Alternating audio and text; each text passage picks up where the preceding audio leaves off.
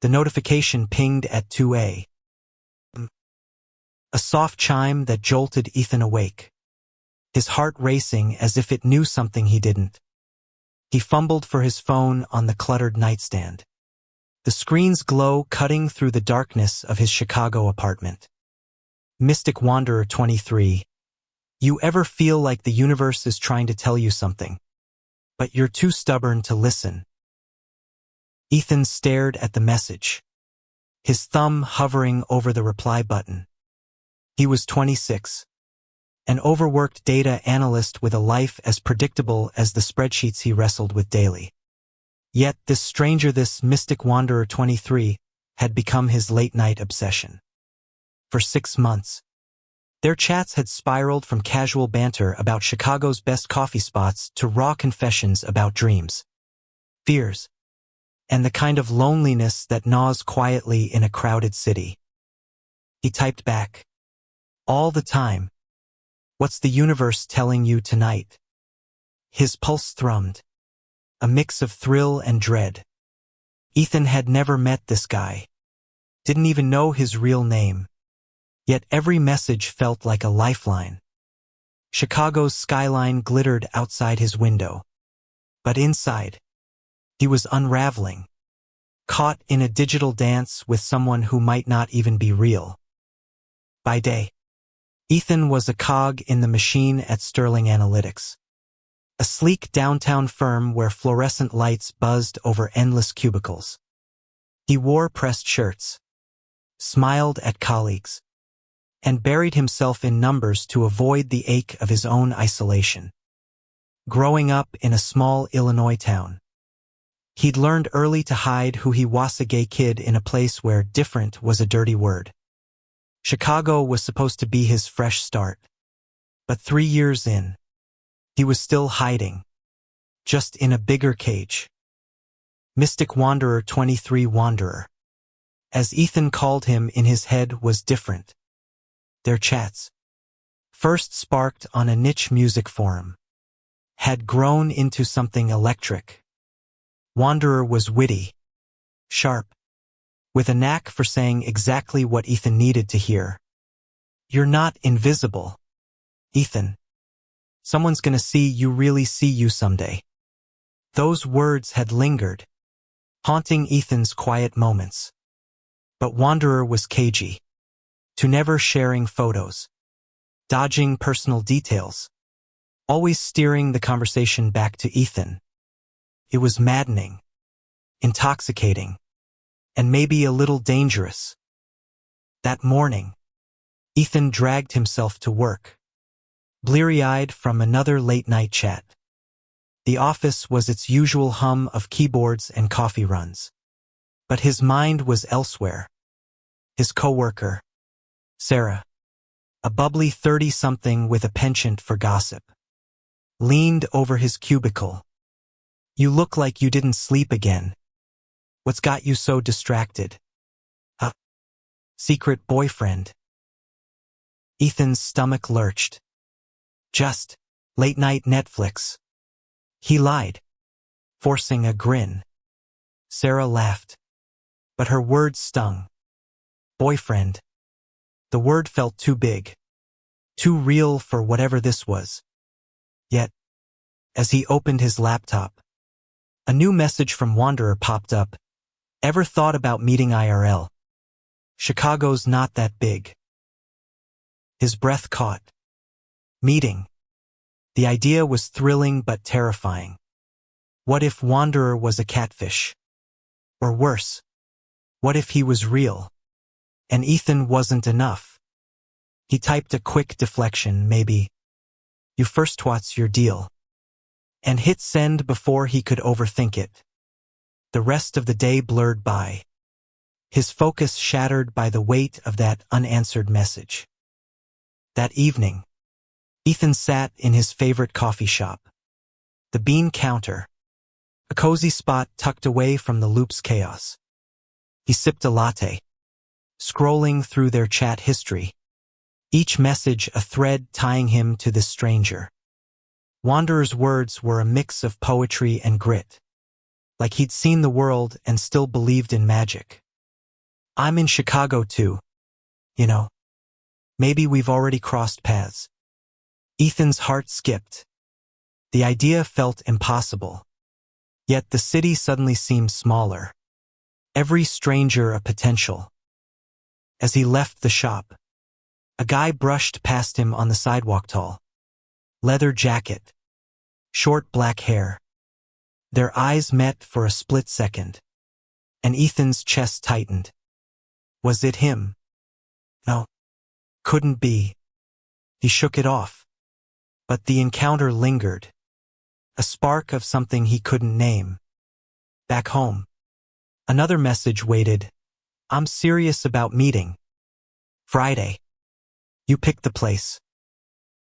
Ethan froze. Friday was 2 days away. He wanted to say yes, to leap into the unknown. But fear clawed at him. What if this was a mistake?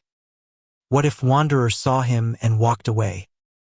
Yet, deep down, he knew he couldn't keep hiding, not from Wanderer, not from himself. He typed, "Okay. The bean counter.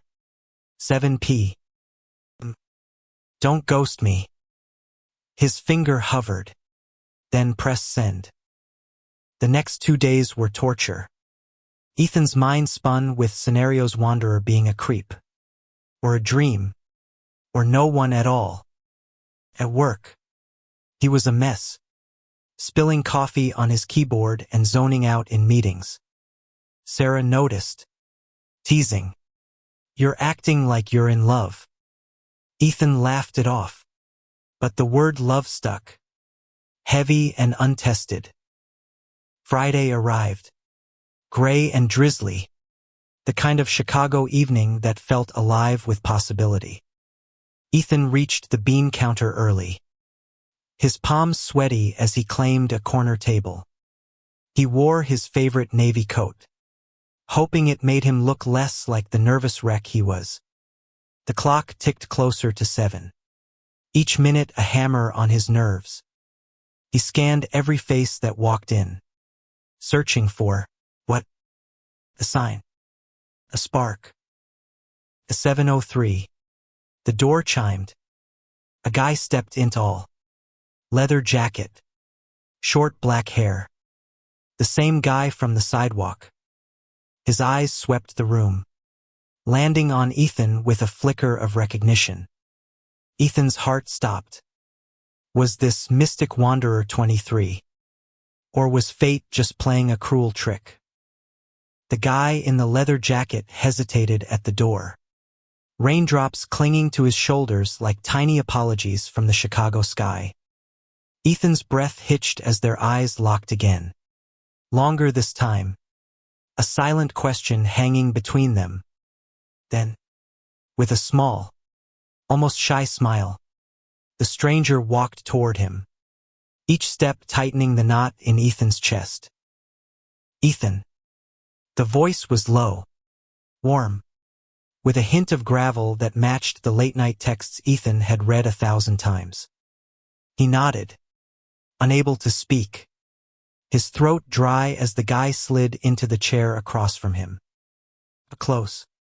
He was striking sharp jawline, dark eyes that seemed to see too much, and a faint scar above his left eyebrow that Ethan hadn't imagined in his mental sketches of Wanderer. "I'm Lucas," he said, extending a hand. Ethan shook it, his fingers trembling slightly against Lucas's steady grip. Mystic Wanderer 23 has a name. The thought was surreal, grounding, terrifying. "I wasn't sure you'd show," Lucas added, his smile softening the edge in his voice. "I almost didn't," Ethan admitted, forcing a laugh. "This feels like a lot." He gestured vaguely, encompassing the coffee shop. The moment, the weight of 6 months of words now made flesh. Lucas leaned back, studying him, and Ethan felt exposed, like Lucas could see every doubt he'd ever buried. They ordered drinks, black coffee for Lucas, Another latte for Ethan, and the conversation started slow. Cautious. Lucas was 27. A freelance photographer who'd moved to Chicago a year ago. He talked about capturing the city's soul in his work-gritty alleys. Fleeting moments of joy in crowded parks. Ethan hung on every word, searching for the wanderer he knew in this real, breathing person. "You're quieter than I expected," Lucas said after a pause, his eyes glinting with mischief.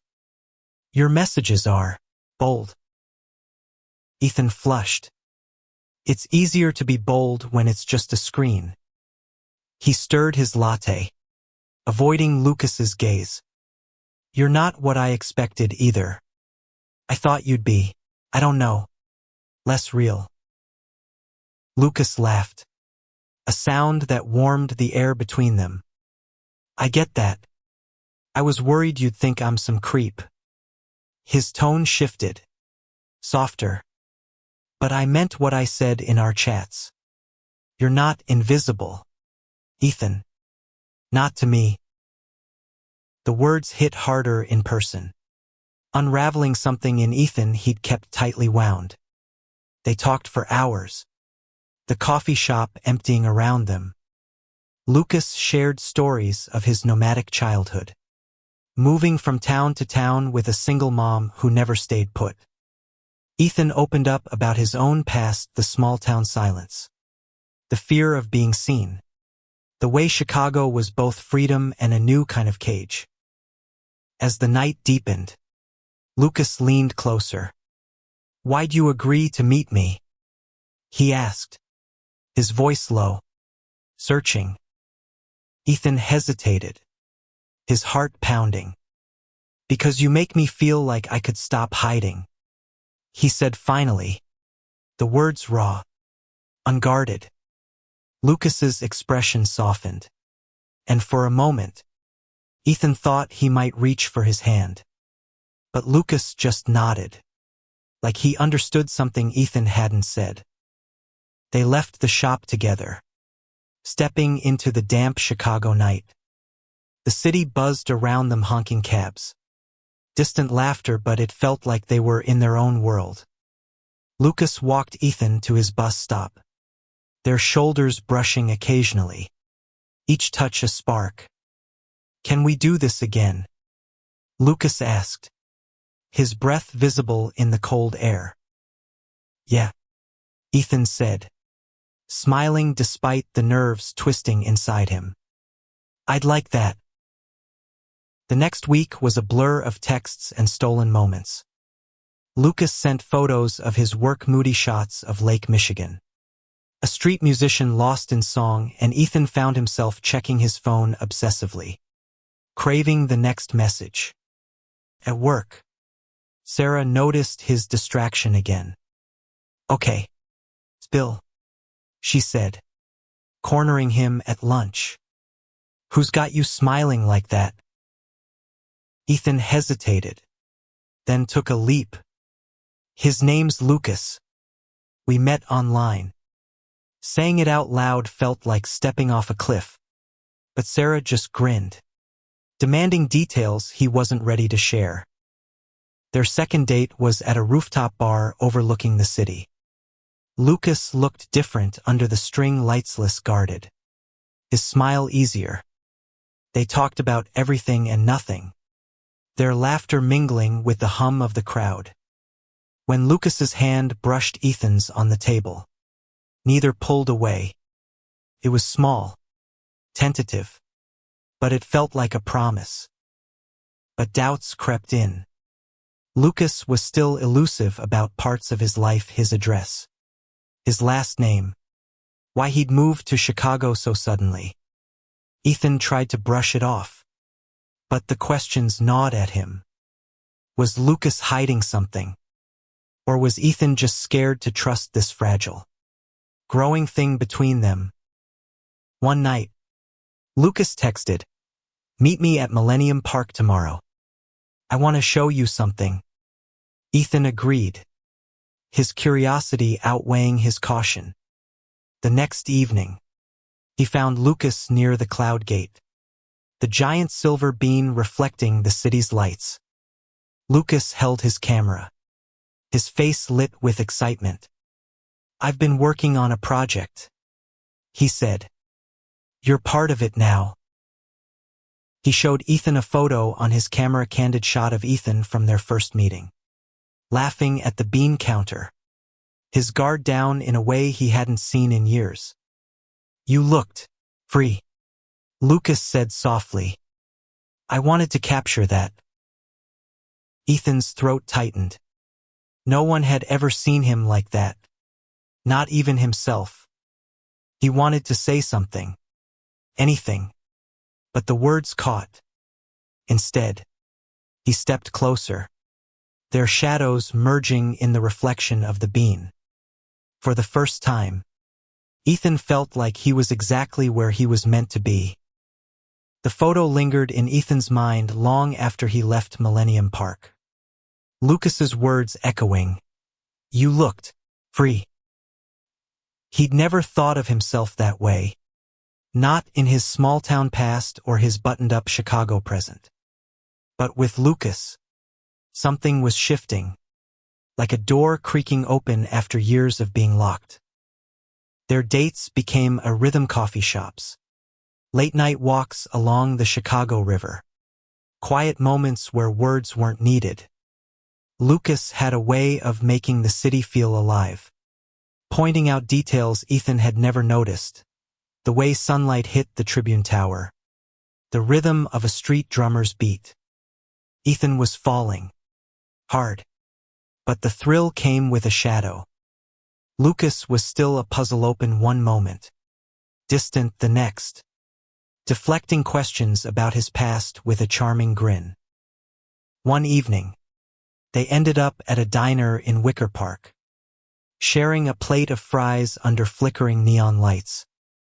Ethan watched Lucas dip a fry in ketchup, his movements casual but deliberate.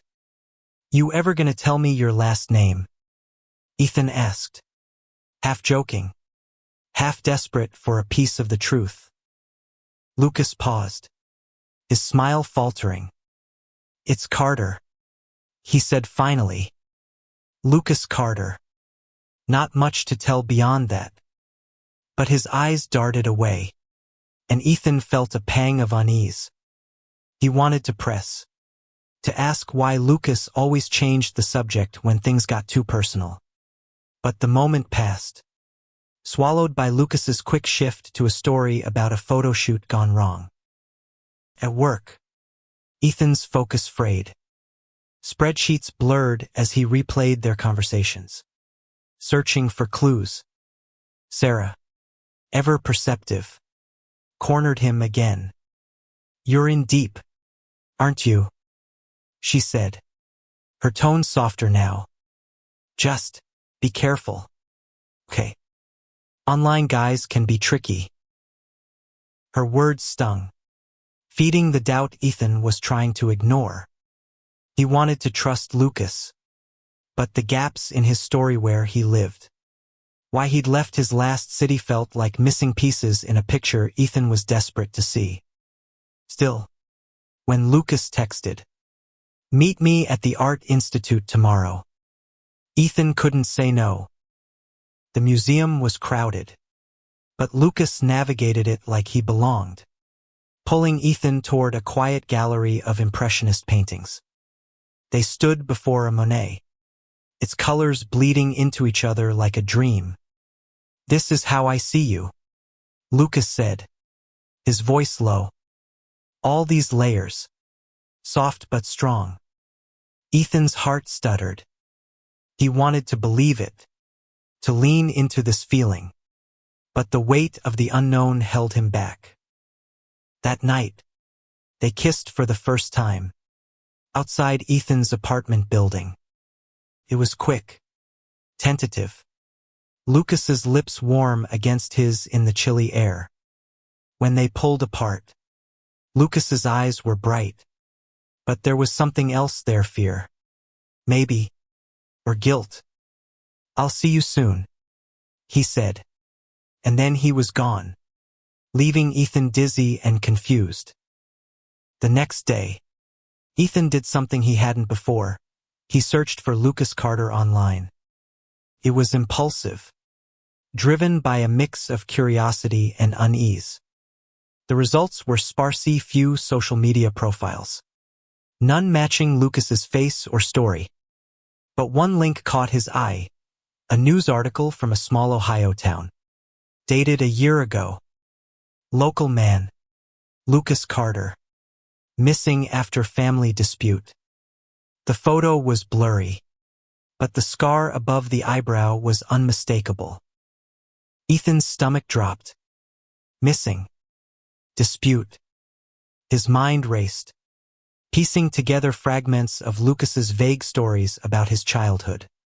His mom. His constant moving. Was Lucas running from something? Someone. He wanted to confront him, but fear stopped him. What if the truth broke whatever they had? Instead, he texted Lucas, "Can we talk? Like, really talk?" The reply came hours later. "Yeah. Tomorrow night. My place." Lucas sent an address, a rundown apartment in Uptown, far from the glossy downtown Ethan had imagined. The invitation felt like a step forward, but the article's words haunted him. The next evening, Ethan stood outside Lucas's building, a crumbling brick structure with a flickering street lamp. His nerves were electric as he climbed the stairs, each step heavier than the last.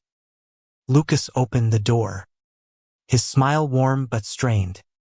The apartment was sparse, bare walls, a single couch, a few photography books stacked on a table. It looked temporary, like Lucas could vanish at any moment. They sat, and Ethan didn't waste time. "I looked you up," he said, his voice shaking. "There's an article. Ohio.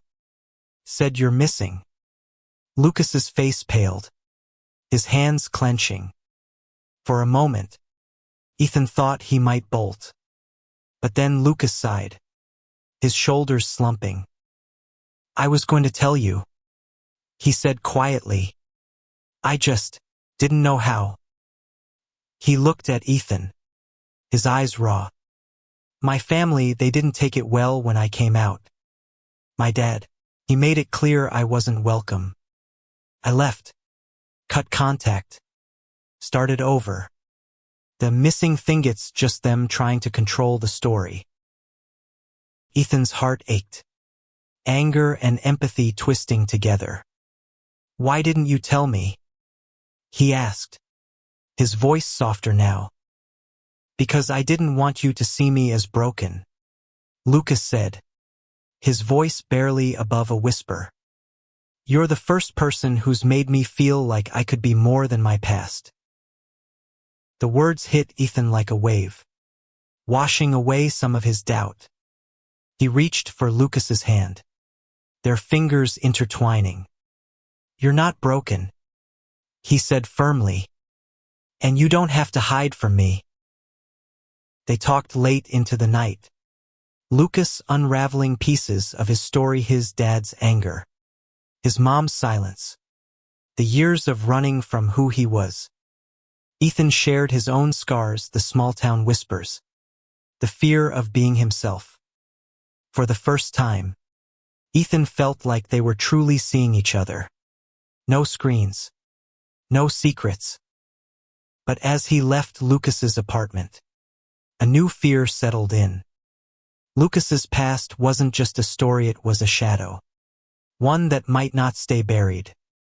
And Ethan couldn't shake the feeling that their story, as beautiful as it was far from over. The air felt different after that night, charged with a fragile trust that both thrilled and terrified Ethan.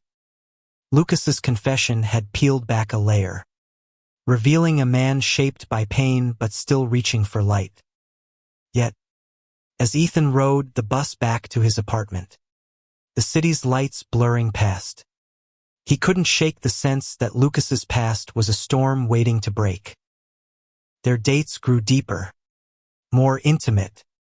They spent a weekend exploring Lincoln Park Zoo, laughing as Lucas mimicked the penguin's waddle, his camera forgotten for once.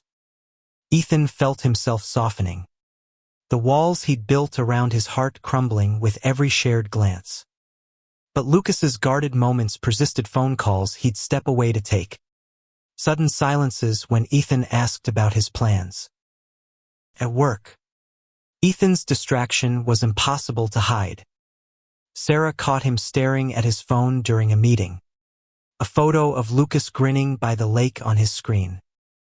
"You're smitten," she teased, but her eyes held concern. "Just make sure he's worth it." "Okay." Ethan nodded, but her words echoed his own doubts. Was Lucas worth the risk?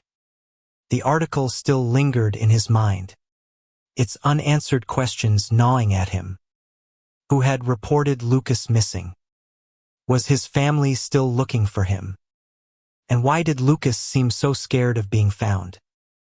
One evening, they ended up at a jazz club in the South Loop, the music wrapping around them like a warm blanket. Lucas leaned close, his breath tickling Ethan's ear as he whispered, "This is what I imagined with you." Just in the moment, Ethan's heart swelled. But when Lucas's phone buzzed and he excused himself, the warmth faded. Ethan watched him step outside, his silhouette tense through the club's window. When Lucas returned, his smile was forced. "Everything okay?" Ethan asked, trying to keep his tone light. "Yeah, just work stuff," Lucas said, but his eyes didn't meet Ethan's. The lie was small, but it stung. Ethan wanted to push, to demand the truth, but the music swelled, and Lucas took his hand, pulling him onto the tiny dance floor. They swayed together, bodies close, and for a moment, Ethan let himself forget the doubts. The next day, Ethan did something reckless. He called the Ohio newspaper that published the article, posing as a concerned friend. The reporter was cagey but confirmed the basics. Lucas Carter, 26 at the time, had vanished after a family altercation. No police report, just a missing person notice filed by his father. The call left Ethan more confused than ever. Why would Lucas's dad file a notice if he'd disowned him? That night, Lucas invited Ethan over again. The apartment felt less stark now. A few photos pinned to the wall, Chicago skyline. A stray dog. Ethan laughing at the zoo. They cooked dinner together. A clumsy attempt at pasta that ended in laughter and sauce-stained shirts. As they sat on the couch, Lucas's head resting on Ethan's shoulder, Ethan felt a surge of courage. "Lucas," he started, his voice steady despite the knot in his chest. "I called the newspaper. About you." Lucas froze, his body tensing against Ethan's. I need to understand. Why are you so scared of your past?" Lucas pulled away, his face a mask of fear and resignation. "You had no right," he said, his voice low but sharp. "I told you what I could." "I know," Ethan said, his heart pounding. "But I care about you. I need to know you're not running from something worse." Lucas stood, pacing the small room. "You think I'm a criminal or something?" he snapped, but his anger crumbled quickly. He sank onto the couch, head in his hands. "My dad, he didn't just kick me out. He threatened me. Said if I ever came back, he'd make sure I regretted it. I left because I had to." Ethan's chest ached. He moved closer, resting a hand on Lucas's back. "I'm sorry," he whispered. "I shouldn't have gone behind your back. I'm falling for you, and I'm scared too."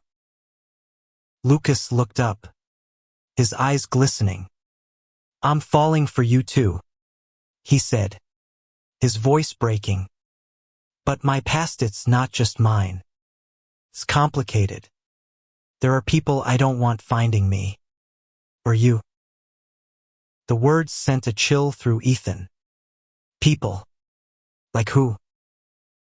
Lucas shook his head. "I can't. Not yet.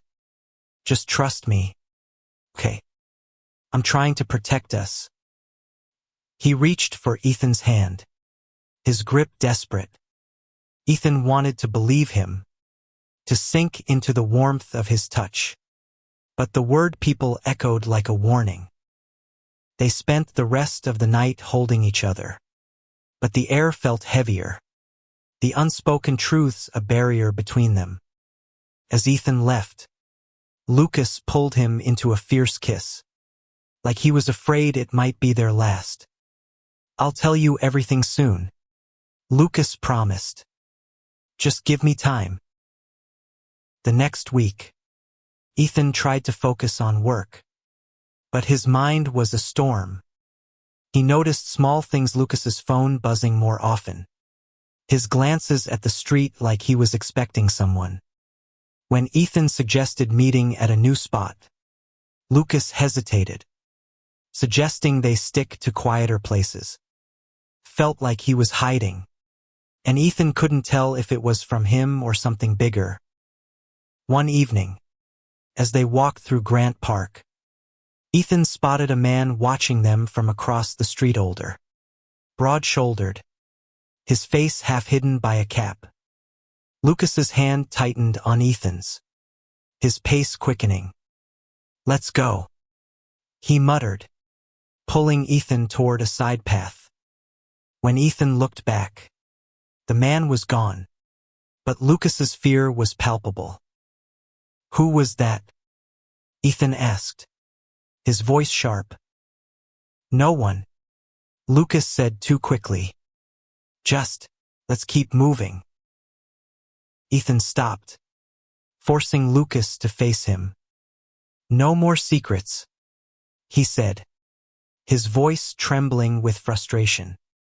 "If you want the sauce, you need to tell me what's going on." Lucas's eyes searched his, torn between fear and something deeper. "Okay," he said finally. "But not here. Tomorrow. My place. I'll tell you everything." Ethan nodded. But as they parted ways, the man's shadow lingered in his mind, a dark thread in the tapestry of their love. The promise of truth hung over Ethan like a storm cloud, heavy with anticipation and dread. He barely slept, his mind replaying Lucas's tense grip, the shadowed man in the park, the weight of people who might be chasing him. By the time he reached Lucas's apartment the next evening, his nerves were raw, every creak of the old building amplifying his unease. Lucas opened the door, his face pale, eyes ringed with exhaustion. "You came," he said, his voice a mix of relief and fear. The apartment felt different: boxes stacked in a corner, a suitcase half-packed. Ethan's heart sank. Was Lucas planning to run again? "Talk to me," Ethan said, his voice firm despite the tremor in his chest. "No more half answers. Who's after you? Why are you so scared?" Lucas sank onto the couch, running a hand through his hair. "It's my dad," he said finally, the words heavy. "He's not a good man, Ethan. When I came out, he didn't just disown me. He's got connections, bad ones. People who do his dirty work. I left Ohio because I found out he was looking for me. trying to drag me back to fix me. Ethan's stomach churned. Fix you? What does that mean? Lucas's laugh was bitter. Conversion therapy. Control. Whatever he thinks will make me someone I'm not. He's got money. Influence. When I cut contact, he didn't let go. He hired people to track me.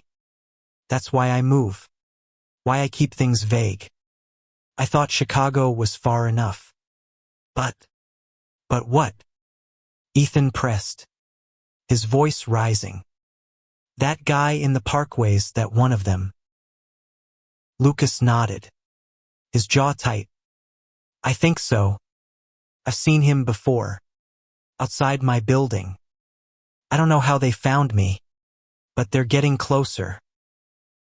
Ethan's mind raced. This wasn't just a story of a broken family, it was danger. Real and immediate. Why didn't you tell me sooner? He asked, hurt lacing his words. I could have helped. Helped how? Lucas snapped, then softened. I didn't want to drag you into this. You're the best thing in my life right now. I thought if I kept you separate, you'd be safe. Ethan's heart ached. Torn between love and fear.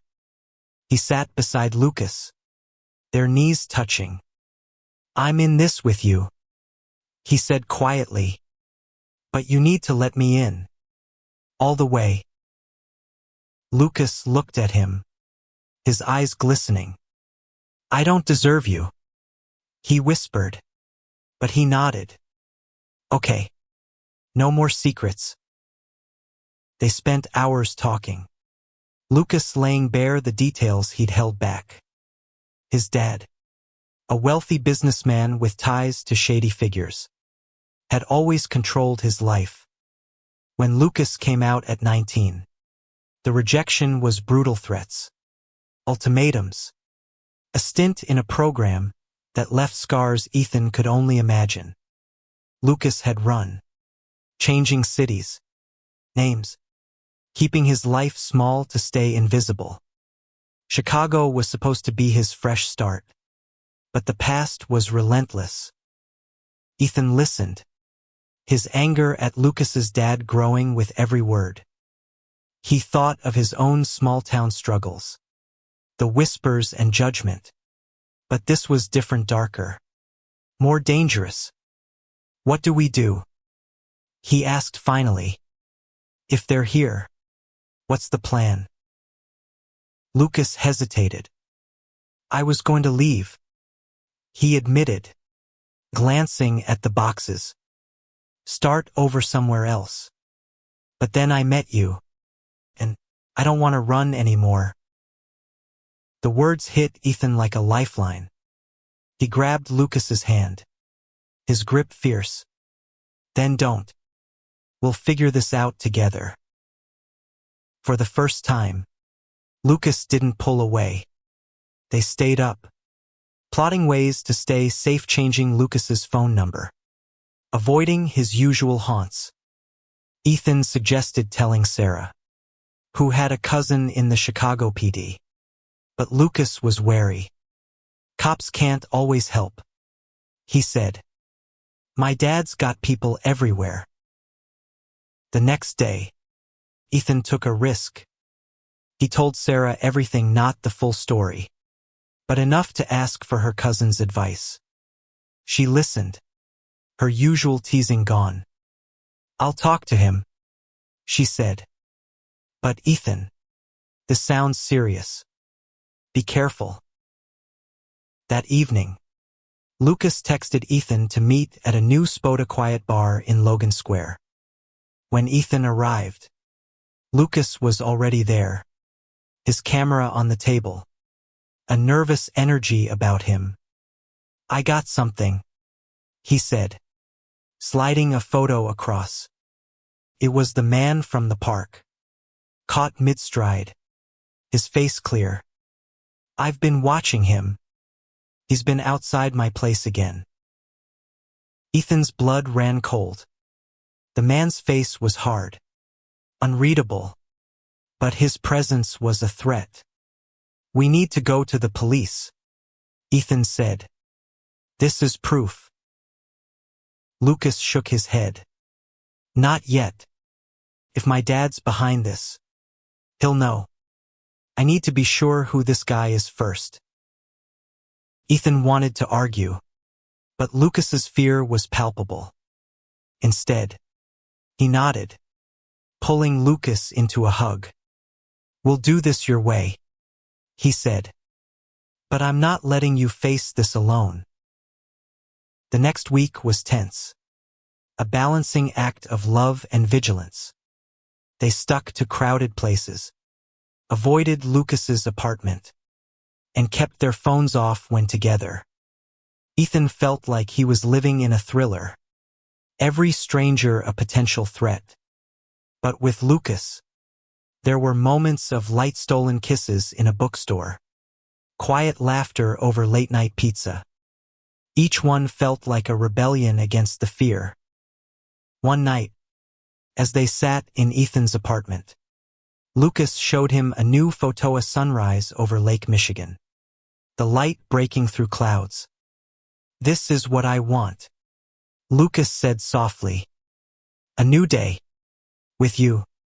No running."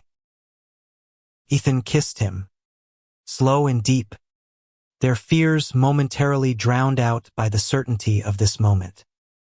But as they pulled apart, a knock at the door shattered the quiet. Lucas's face went white.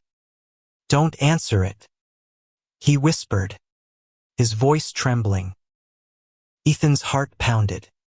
He crept to the peephole, his breath catching as he saw the man from the park standing outside, his expression cold and determined.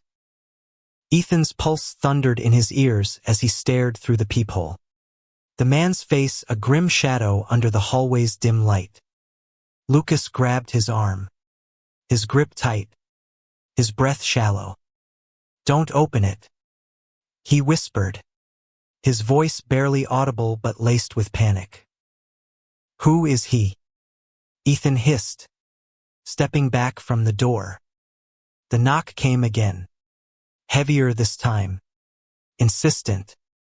Ethan's small apartment, once a safe haven, felt like a trap. Lucas shook his head, his eyes wide. "I don't know his name, but he's one of my dad's guys. I've seen him before, in Ohio, before I left." He glanced at the window, as if calculating an escape. "We need to get out of here." Ethan's mind raced. The fire escape was their only option. But it was rickety, exposed. "Wait," he said, pulling Lucas toward the couch, away from the door. "We can't just run. We need a plan." The knocking stopped, replaced by an eerie silence.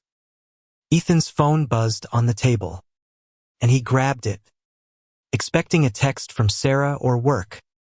Instead, it was an unknown number. "We know where you are. Lucas.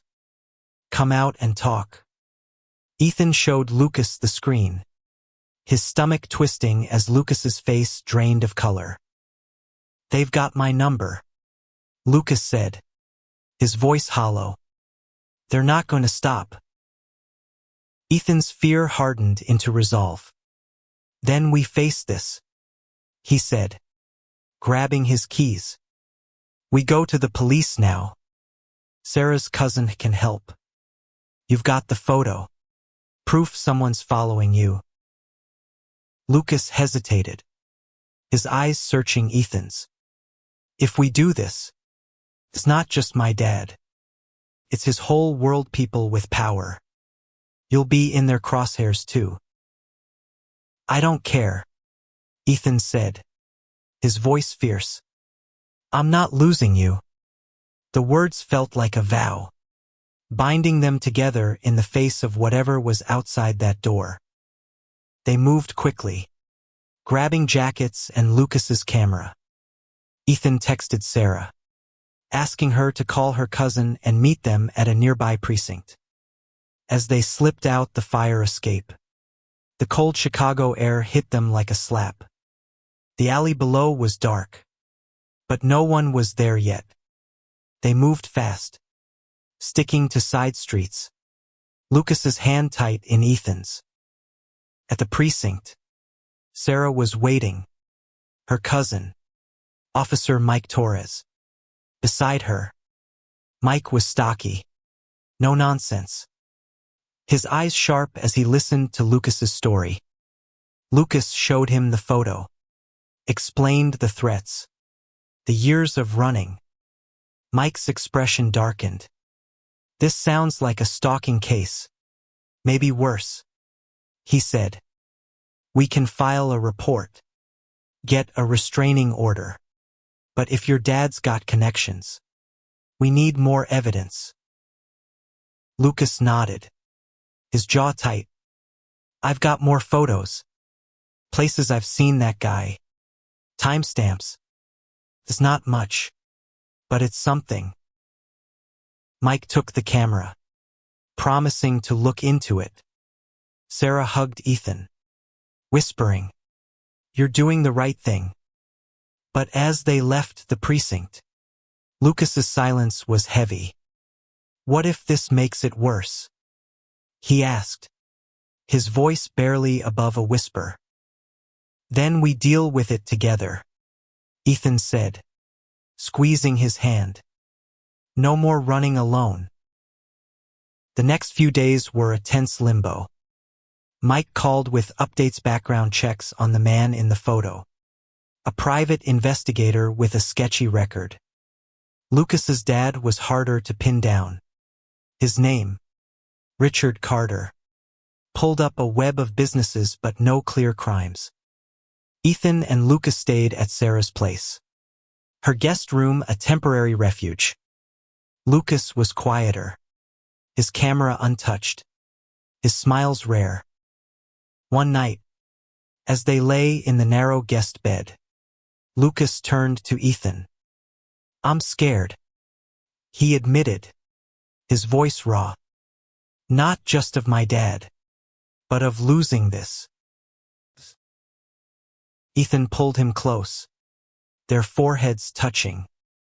You won't lose me, he said. We're stronger than this.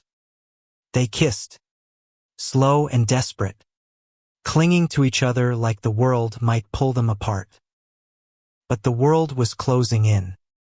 The next morning, Sarah got a call from Mike. We've got a problem, he said. That PI. He's been seen near your apartment, Ethan. And he's not alone. Ethan's heart sank. He looked at Lucas, whose face was a mask of guilt. This is my fault, Lucas said. I brought this to you. No, Ethan said firmly.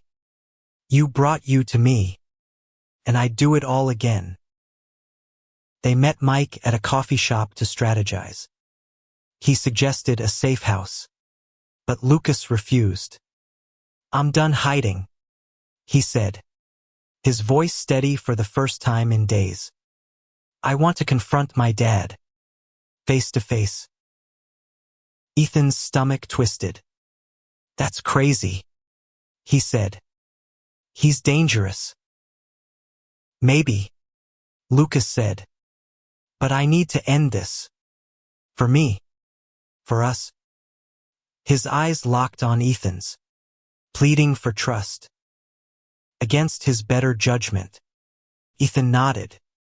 Mike agreed to set up a meeting in a public place, with plainclothes officers nearby.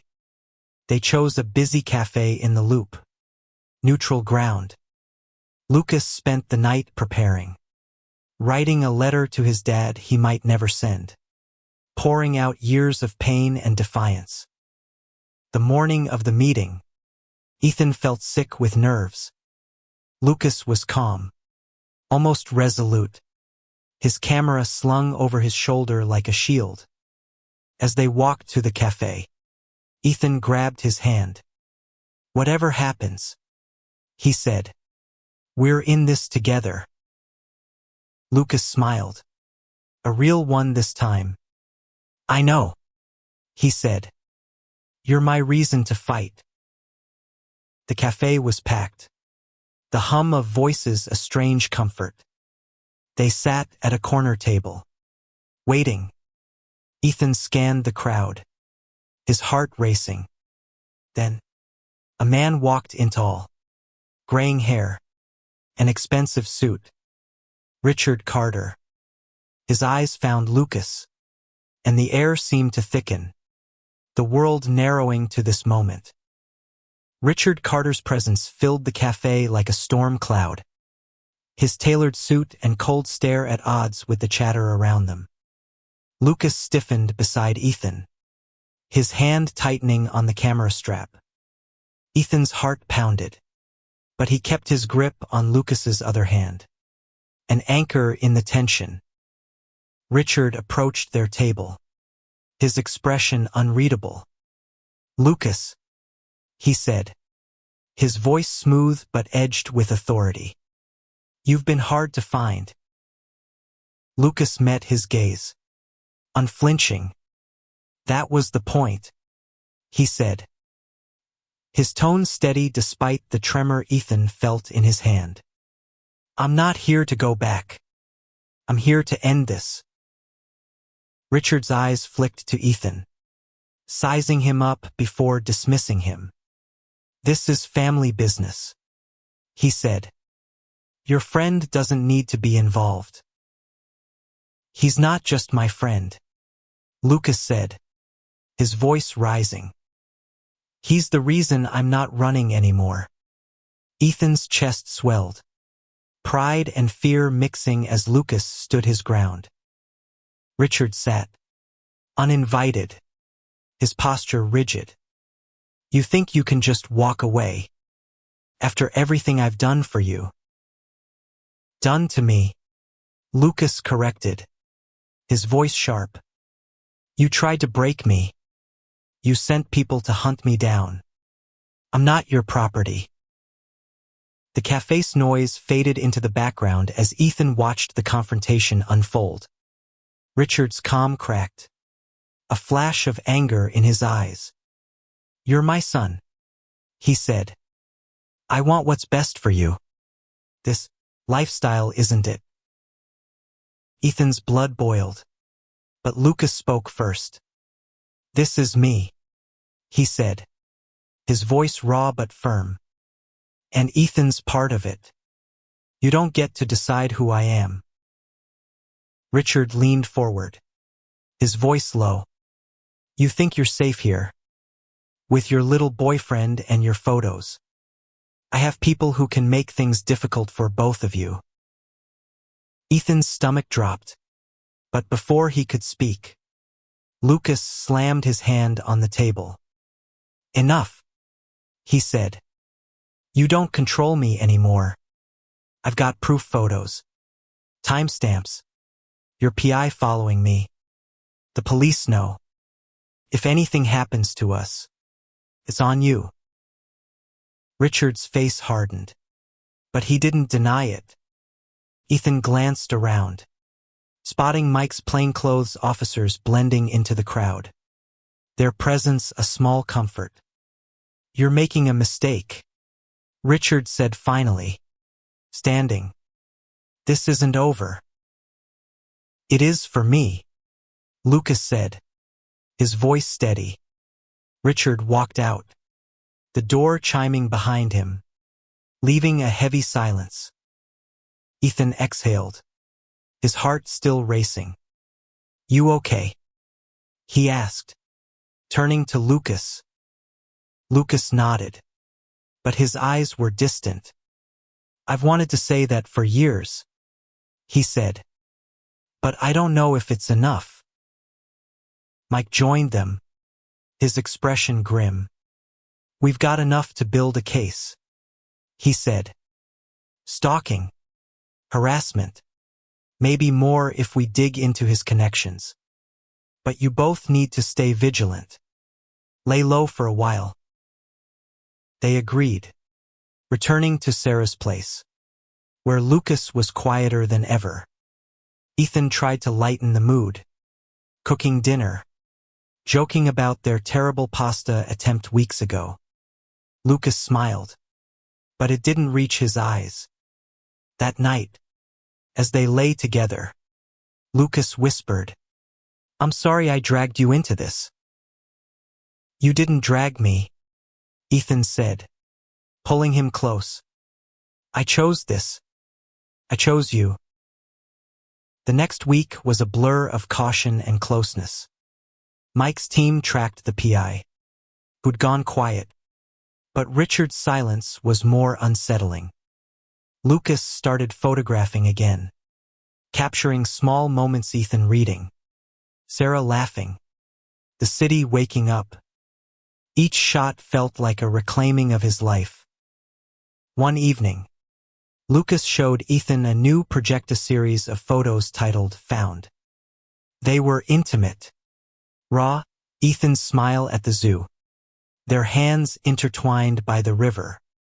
Lucas's own reflection in a window, no longer hiding. "This is us," Lucas said. "What we're building." Ethan's throat tightened. "It's beautiful," he said, kissing Lucas softly. For the first time, he felt like they could outrun the shadows. But the shadows weren't gone. Late one night, Ethan woke to Lucas's phone buzzing incessantly. Lucas was already up, staring at the screen, his face pale. "It's him," he said. "My dad. He wants to meet again. Says he'll back off if I hear him out." Ethan's heart sank. "It's a trap," he said. "You know it is." Lucas nodded, but his eyes were torn. "Maybe. But what if it's my only chance to end this for good?" They debated for hours, Ethan pleading caution, Lucas wrestling with years of guilt and defiance. Finally, they agreed to another public meeting, with Mike's team on standby. The location was a park near the lake, open and crowded, safe in theory. As they prepared, Ethan felt a growing dread, like the universe was warning him of something he couldn't yet see. The morning of the meeting, Lucas was calm, almost serene. He packed his camera, a talisman of his strength. "Whatever happens," he said, taking Ethan's hand, "you've given me something I never thought I'd have. A reason to stay." Ethan kissed him, fierce and desperate. "We're getting through this," he said. "Together." At the park, the air was crisp, the lake glittering under the sun. They waited on a bench, Lucas's camera in his lap, Ethan scanning the crowd. Richard appeared, alone this time, his face a mask of calm. But as he approached, Ethan noticed a second man lingering nearby the PI, his presence a silent threat. Lucas stood, his voice steady. "Say what you need to say," he told his dad. "Then leave us alone."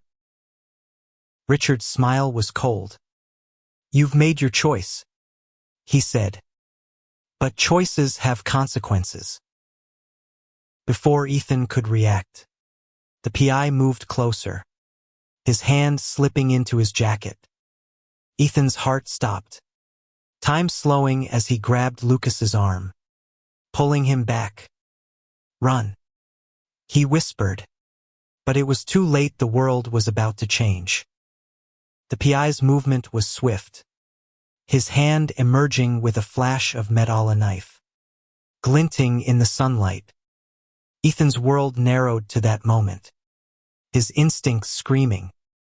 He shoved Lucas behind him, shouting, "Get back!"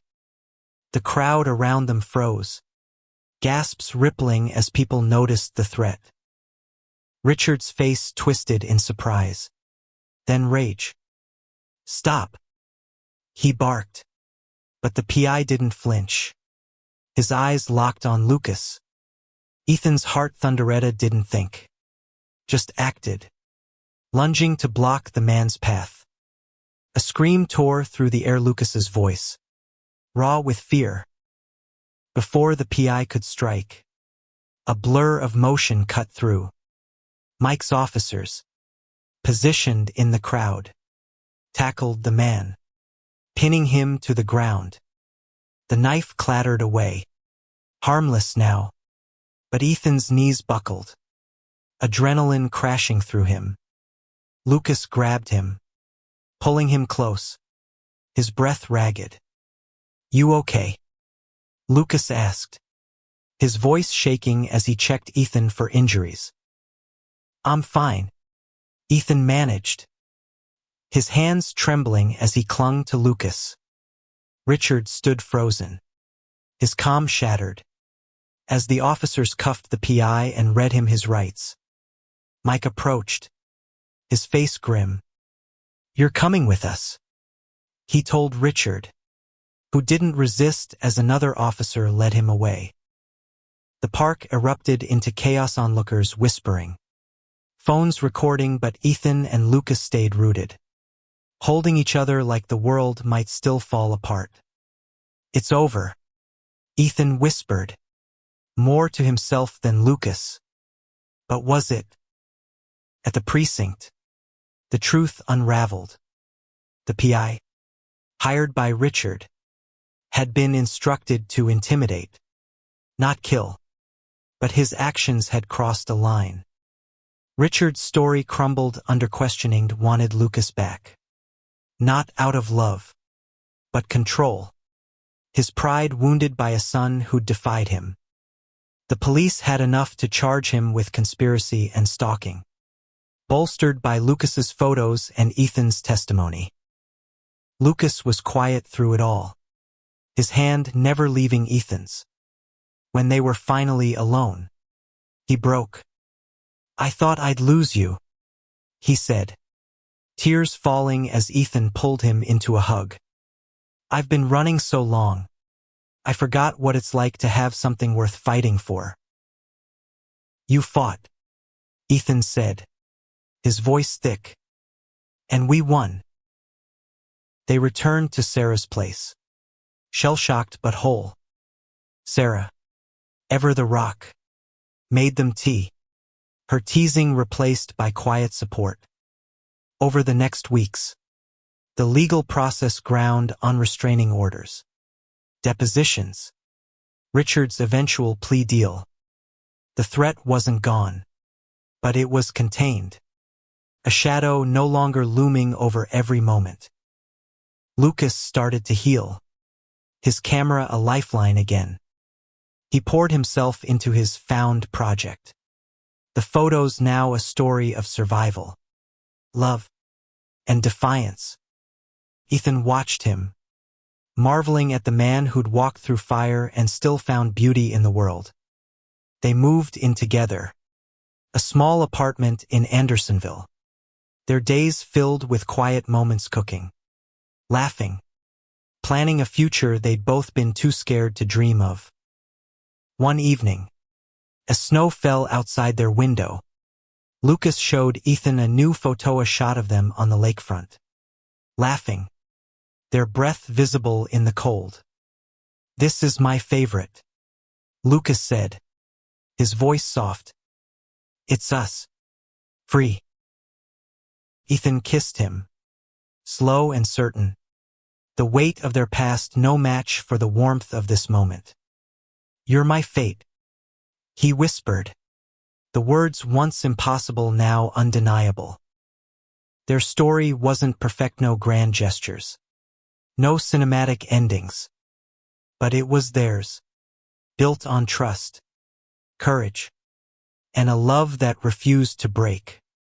Chicago's skyline glittered outside, a reminder of the city that had brought them together, tested them, and let them emerge stronger.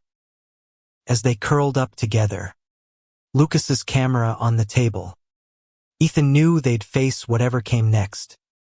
Not because they were fearless, but because they had each other. And that was enough.